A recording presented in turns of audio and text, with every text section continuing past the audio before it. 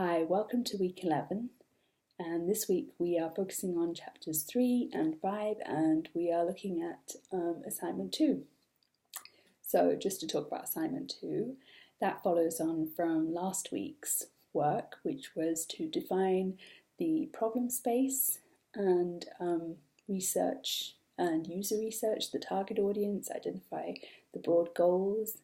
And this week we want you to focus down on a couple of ideas which you'll post in a discussion forum that I've opened up.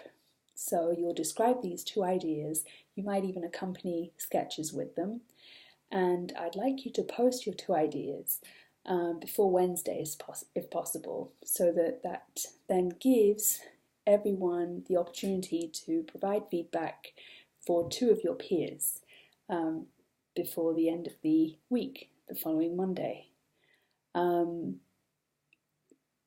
Hopefully I've provided enough guidance in the description and the assignment to give you a good idea of what we're after, and I'm really looking forward to seeing the ideas and the feedback that you each provide to two of your peers. Okay, chapter 3 in the book. Obviously this is the basis for your quiz and your discussion posts.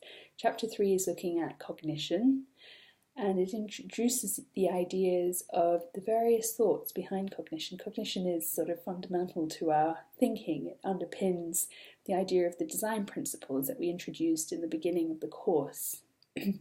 So cognition, for those of you that aren't familiar with it, at a very high level, because in psychology it can get very, very in-depth, looks at the way that we perceive, the way that we learn, the way that we think. That's what we refer to as cognition. And it's helpful for us to understand, or at least dip our toes in the water with this field, because we are designing for human interaction. So it's always helpful to understand how things might be perceived or even misperceived in our designs. So, for instance, the chapter introduces you to Don Norman's model of cognition, and he has like two perspectives of it, the experiential and the reflective.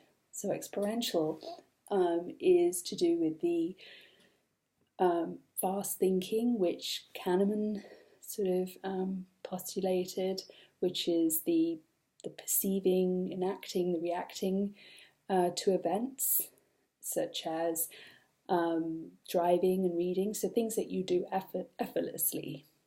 And then that's in contrast to the reflective, which is the slow thinking, things that require that little bit more mental effort and attention and judgment. And that's where the new ideas and the creativity, that's how they sort of describe that as coming from.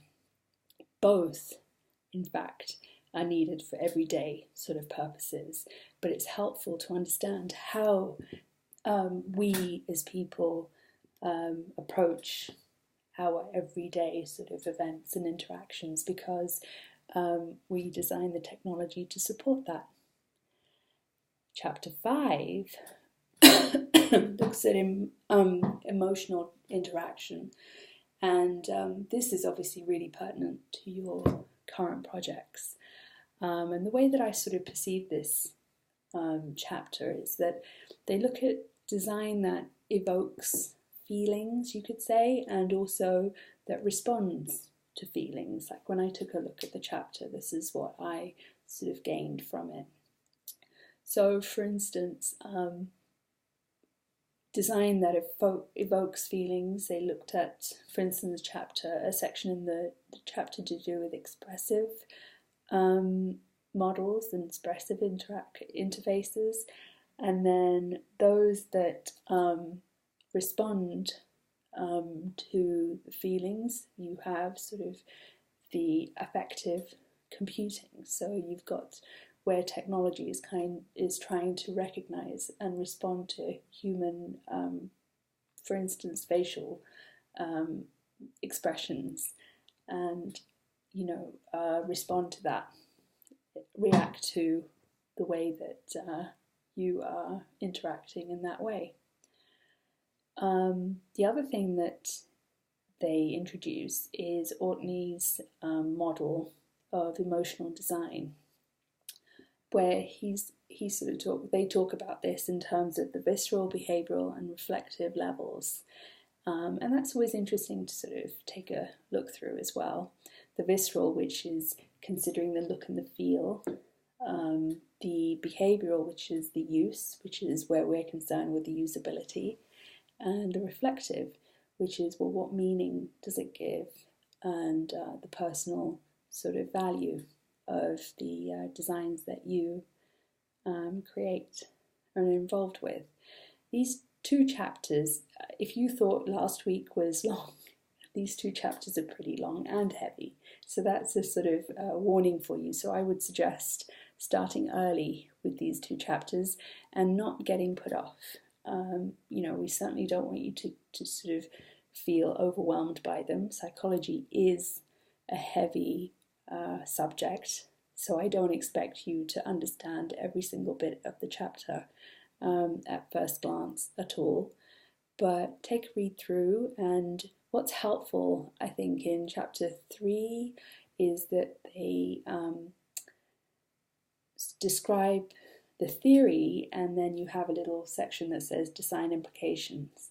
And I think reading through that sort of allows you to apply the theory that they discuss in the sections. So that's really helpful in chapter 3.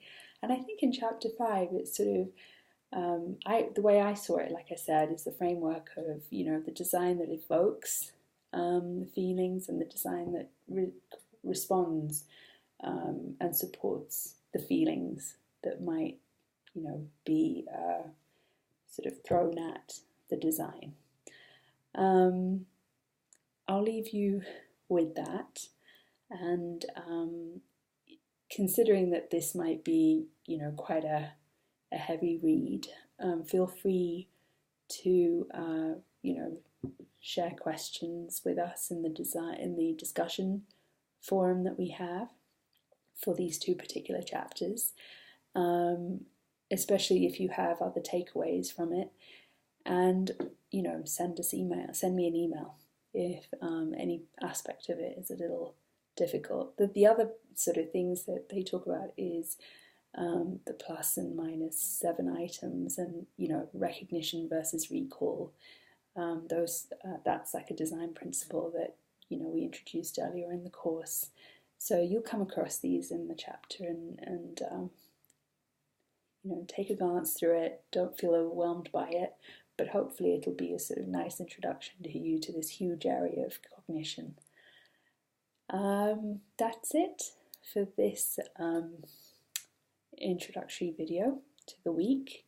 Have a good week, and I should get you your feedback for your assignment 1s. I'll work on it on the Monday itself, and hopefully very quickly be able to get you back your feedback on that. Have a good week, and drop me a line if you need any support.